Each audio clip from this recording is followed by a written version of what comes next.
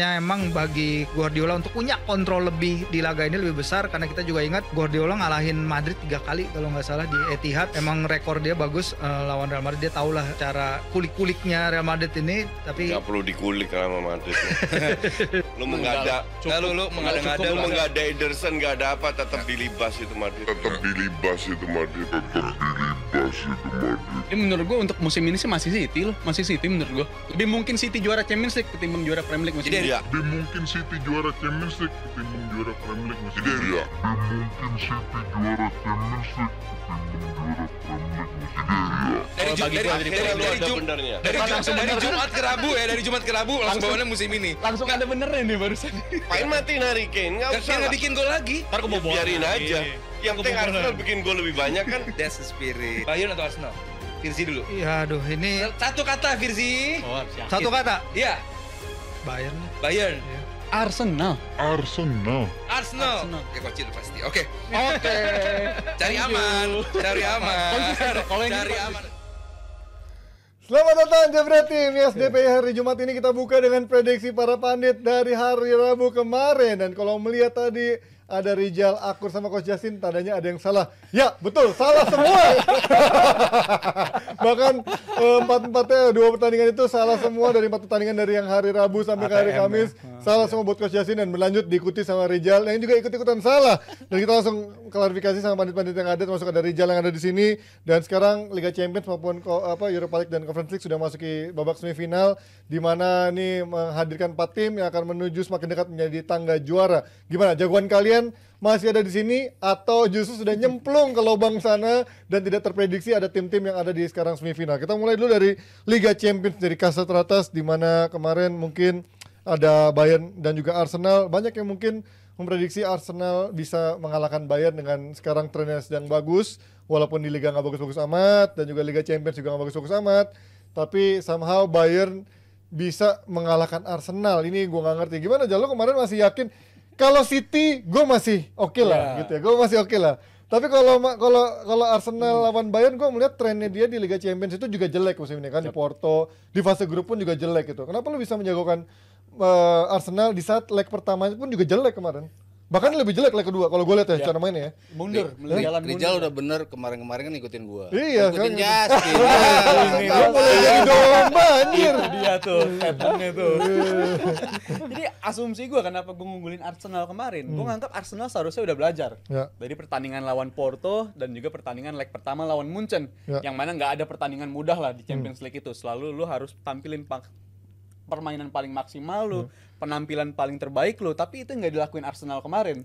Dan menurut gue itu benar kata Mas Panji tadi, mainnya justru jalan mundur ketimbang dari leg pertama. Sirkulasi bola nggak secepat biasanya di Arsenal, dan juga di lini depan ada beberapa peluang tapi lahirnya di babak pertama. Di praktis di babak kedua menurut gue lebih alot lah, lebih gampang untuk dijinakan. Dan tapi gue shout out untuk Munchennya juga lah. Munchennya ini sebenarnya dari lini belakang partnership si De Ligt dan juga Dier ini kan bukan partnership terbaik. Udah berkali-kali dicoba musim ini juga Munchen banyak kalahnya berkat partnership itu. Tapi paling baik menurut gue ya di era dibandingin Upamecano terakhir lebih jelek kan. Lebih error prone, dan itu menurut gue keberanian dari Tuchel gitu. Dia memarkir si Upamecano, akhirnya mempercayakan si duet si Dier dan juga si Mathis De Ligt. Tapi kemarin yang jadi masalah bagi Arsenal yang diciptakan sama Munchen, gue lihat sih dari flank gitu. Menurut gue dari flank, khususnya 2 fullback mereka. 2 fullback ketika nyerang itu benar-benar ngebantu banget. Itu yang menurut gue kurang diantisipasi sama Arsenal. Dan secara defensif, Munchen yang ngelakuin penempatan si Guerrero itu menurut gue penting banget. Di situasi nyerang dia bantu nyerang, di situasi defense dia bikin situasi double tag team untuk Saka, dan menurut gue Saka kemarin nggak kelihatan lah jadinya. Dan itu menurut gue alasan Arsenal kalah dari Munchen kemarin. Nah ini kan Arsenal kita tahu Fir, kalau di Liga kan begitu tajam dalam chances created, touch opposition box-nya sangat banyak biasanya. Kenapa kalau di Liga Champions apa yang berbeda menurut lu? Bahkan kalau gue lihat kemarin biasanya fans Arsenal pada ngomong, nih Arteta bego back kirinya kalau nggak Zinchenko, siapa? Kiwior. Sekarang dikasih Tomiyasu juga nggak ngasih sama juga aja kan impactnya? Iya, kalau gue bilang ini murni karena experience dari pemainnya, experience bagaimana manage game di sebuah laga knockout Liga Champions. Bayern Munchen ini mencapai semifinal untuk kali ke-14-nya. Itu adalah sebuah rekor di Liga Champions setelah Real Madrid. Sementara ketika Arsenal main lawan Porto di babak 16 besar, hanya ada satu pemain mereka yang jadi starter pada leg pertama yang udah punya pengalaman knockout Liga Champions, itu adalah Kai Havertz. Pengalaman itu ditambah di leg kedua oleh Jorginho. Experience ini yang masih kurang, makanya sejak ketika sebelum undian perempat final, gue juga udah bilang mungkin ini di sini Arsenal akan berakhir perjalanannya, murni karena experience itu. Arteta sendiri bilang Arsenal ini suatu klub yang tanpa Liga Champions dalam 7 tahun terakhir. Mereka pingin main di semifinal, tapi dia bilang beberapa klub perlu 6 sampai 7 tahun untuk bisa mencapai this phase ya. Jadi perempat final ini sebenarnya udah bagus banget untuk timnya Arteta, karena kalau kita bandingin dengan perjalanan City dulu ya, kalau kita lihat Man City itu nggak keluar grup dalam 2 penampilan pertama mereka di Liga Champions. Sementara City hanya mencapai 1 semifinal dalam 8 campaign pertama mereka di Liga Champions dan baru mencapai final pada penampilan ke-10 dan mengangkat trofi pada penampilan ke-13. Jadi ada barrier yang sangat sulit sekali yang harus dilewati agar para pemain mengumpulkan experience ini. Tapi gue somehow yakin next season pasti Arsenal akan belajar dari pengalaman ini. Mereka mungkin akan mencapai semifinal, karena mencapai semifinal melawan tim-tim yang punya DNA Eropa itu ya, itu nggak mudah. Dan untuk Arsenal untuk Arsenal bisa memiliki itu ya salah satunya harus melewati perjalanan sulit kayak gini. Menurut gua udah mereka mencapai leg 2 perempat final ini udah bagus banget. Mental itu kan bisa dibilang kasat mata ya, kita nggak pernah bisa melihat itu di dalam lapangan, tapi Munchen yang sekarang secara mental mungkin bagus Mas, tapi kan dalam secara permainan juga nggak begitu bagus-bagus amat. Tapi dalam beberapa pertandingan terakhir, apakah Tuchel sudah mulai belajar dari berapa kesalahan dia, dan dia kayaknya udah mulai nemu nih gaya mainnya dia ya, lebih akhirnya pragmatis aja seperti ini gitu? Enggak juga sih, pas lawan Tottenham ya, yang lawan situ. Yang lawan tim promosi di Bundesliga. Oh iya, sih. Unggul 2-0 habis itu kalah 3-2. Maksudnya kan dia belum stabil amat juga. Karena mau fokus lawan Arsenal katanya. Lebih penting lawan Arsenal. Kalau kita bicara Champions League, kan gue selalu bilang ini mentality yang jauh lebih penting. Gue selalu nyebut DNA Liga Champion. Orang bilang itu beda banget zaman dulu zaman sekarang. Enggak, itu pasti ada kaitannya gitu. Sebuah tim Madrid bisa 12 kali lolos ke semifinal dalam 14 tahun terakhir. Itu kalau bukan Madrid ya nggak ada yang bisa yang kayak gitu. Itu kan maksudnya DNA mereka sekuat itu. Munchen pun seperti itu gitu. Makanya tapi yang kita omongin, sorry gue potong ya, yang kita omongin DNA ini kan based on karena mereka terus ada di situ kan. Kalau orang kan dulu mungkin kayak ngomong Milan DNA Eropa, tapi kan udah lama dia nggak ada Liga Champions itu kan. Ketika akhirnya dia. Cuman kan tahun lalu pun mereka bisa sampai semifinal. Itu kan berkat ya mereka punya DNA juga. Undian kalau kata orang undian. Jalannya ya undian. Masuk Inter katanya final. Kalau lo nggak bisa manfaatin undian itu kan itu kan selalu kan maksudnya emang salah mereka dapat undian bagus. Ya tapi gimana lo bisa manfaatin undian itu, dan itu bisa dimanfaatin oleh Milan tahun lalu. Tadi Virzi sempat menyinggung, memang butuh waktu panjang. Kenapa City waktu itu nggak bisa menang-menang dalam fase-fase krusial mereka di bawah Pep Guardiola pun yang udah luar biasa sejarahnya gitu. Sampai keluar kata-kata overthinking Pep Guardiola. Bahkan mereka disingkirkan Monaco, disingkirkan Lyon. Tim cemen tuh bisa menyingkirkan mereka. Bahkan Spurs menyingkirkan mereka juga. Butuh penampilan yang luar biasa. Butuh kemampuan untuk bisa menjadi juara dulu. City setelah menjadi juara, menjadi penguasa di Premier League, akhirnya mereka bisa sampai ke level itu. Chelsea 8 tahun kayaknya dari era itu akhirnya mereka bisa mengangkat trofi pertama mereka di Liga Champions. Mereka butuh waktu lama. Cuman kan mereka juara-juara di liga dulu kan. Perjalanan mereka tuh diwarnai juara-juara di liga. Kemampuan untuk menjadi juara itu muncul dulu, baru lo bisa. Makanya yang tadi Virzi bilang diukur setelah mereka bisa merasakan gimana sih menjadi juara.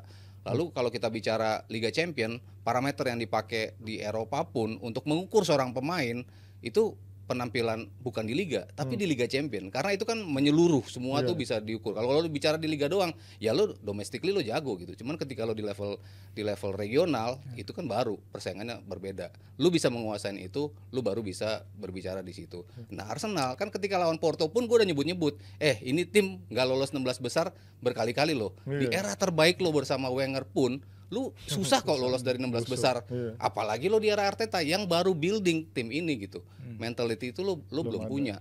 Mau dibilang Porto liganya peringkat 7, mau dibilang di liga mereka lagi jelek, lalu susah banget lo untuk bisa ngelawan mereka.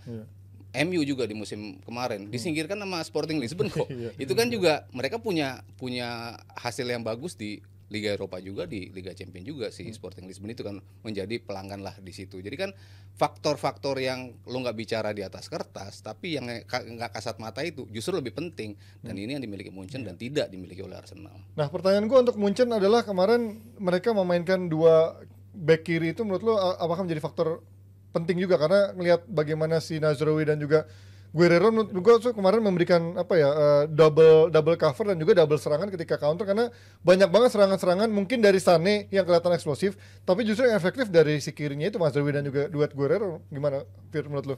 Iya, kalau kita lihat sebenarnya memang Arsenal di laga kemarin itu kan mereka lebih mengutamakan kontrol ya, karena kita lihat pertandingan pertama itu kan kayak back and forth-nya terlalu kencang ya. Mungkin di Munchen Arteta pingin sesuatu yang lebih control wise dalam organisasi transisi terutama.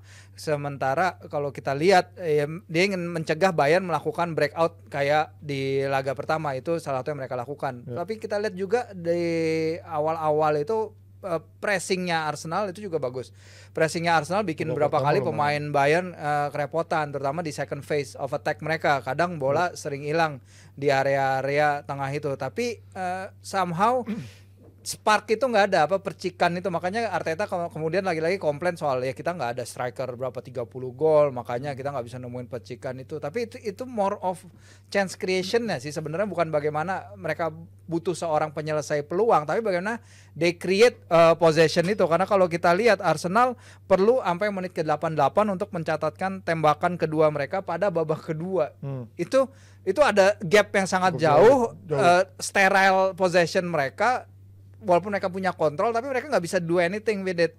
Dan ini yang bisa mungkin dimasukkan dengan ya itu tadi, walaupun kita lihat Bayern di sini kehilangan yaitu Alphonso Davies dan Guerrero ya, akhirnya dimainnya rada maju, Nazraoui main di kiri. Menurut gua cocok, dan beberapa pemain Arsenal yang seharusnya datang untuk berbicara di laga-laga besar ya nggak kelihatan lagi. Gapjes nggak kelihatan, si Bukayo Saka last minute cornernya malah jadi meme di internet. Dan itulah ketika fase-fase musim yang krusial ini Arsenal, di mana perlu pemain-pemain mereka untuk give 110% dari apa yang mereka punya, beberapa kayaknya nggak bisa memberikannya. Tapi gue mau nambahin dari Mas Firzi ya, soal Mas Firzi tadi soal babak kedua Arsenal cenderung menurun dari soal segi menciptakan tembakan. Ini bukan cuma terjadi ketika lawan Munchen doang. Lawan Aston Villa udah kelihatan buktinya, tanda-tandanya udah kelihatan sebenarnya karatannya di situ.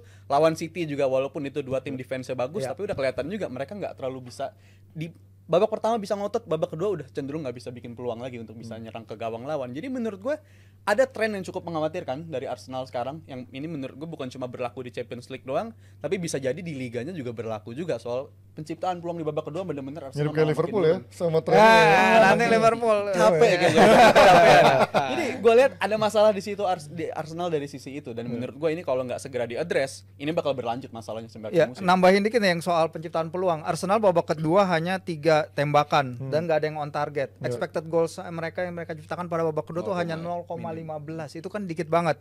Soal kebiasaan Arsenal yang kehabisan bensin pada fase-fase akhir musim tuh kelihatan dalam 2 musim terakhir, di mana mereka musim lalu hanya menang 3 dari 9 pertandingan terakhir musim, dan musim 2021-22 hanya menang 6 dari 12 pertandingan terakhir mereka. Jadi notion bahwa mereka itu kehilangan energi, kehilangan tenaga yang mereka begitu hebat pada bulan November, Desember, dan terutama ketika pergantian tahun di mana mereka rangkaian gak terkalahkan mencetak gol itu, ternyata itu purple patch. Jadi cuman hanya periode 1-2 bulan, tapi setelah itu balik lagi ke settingan. Dan ini yang harus si Arteta pecahkan nih, nggak tahu gimana caranya, conditioning kah, recovery methodnya berbeda apa gimana, tapi ini yang harus dipecahkan lagi mungkin. Dubai. Kemarin kan mereka bagus kan habis dari Dubai. Tapi berarti menurut kalian dengan kegagalan ini dan juga di Liga terancam nggak juara, kalau let's say nggak juara Liga, apakah itu menandakan Arteta gagal total? Enggak sih. Setelah 4 tahun berjalan, bahkan masuk menuju 5 tahun gitu kan. Gue tetap melihat Arteta sebagai pelatih yang telah memberikan something yang luar biasa buat Arsenal. Lu harus lihat gimana dia datang, Arsenal posisinya seperti apa, kondisi mereka seperti apa. Tapi perlahan-lahan dia bisa membuat dalam 2 tahun terakhir terutama ya, mereka bisa menjadi kuda pacu lah ya. 2 kuda pacu, 3 kuda pacu sekarang. Dia bisa menjaga konsistensi itu. Ya cuman emang PR-nya adalah sepertiga terakhir di musim. Itu selalu, walaupun di musim ini sebetulnya jauh lebih membaik. Dalam artian pemain-pemain di musim lalu kan betul-betul diperes abis-abisan starting 11-nya. Tapi sekarang dia sudah mulai ada rotasi, konsistensi dari pemain yang dirotasi itu sudah dapat. Tapi di crucial moments tetap mentality. Yang gue selalu sorot dari Arsenal dan Artetanya adalah mentality pemainnya. Mereka tidak bisa menjawab keharusan untuk menang, untuk menciptakan peluang kemenangan di saat-saat krusial. Itu yang gue rasa Arteta belum menemukan jawabannya tuh. Dari sisi main mereka tetap bisa di level tertinggi, nyiptain peluang segala macamnya tuh mereka masih bagus lah, possessionnya segala macamnya dari sisi statistik mereka bagus. Tapi converting situ menjadi goals di saat-saat krusial itu masih menjadi PR mereka. Penetrasi doang, klimaksnya enggak tuh Arsenal kayak gitu belakangan. Tapi kita dari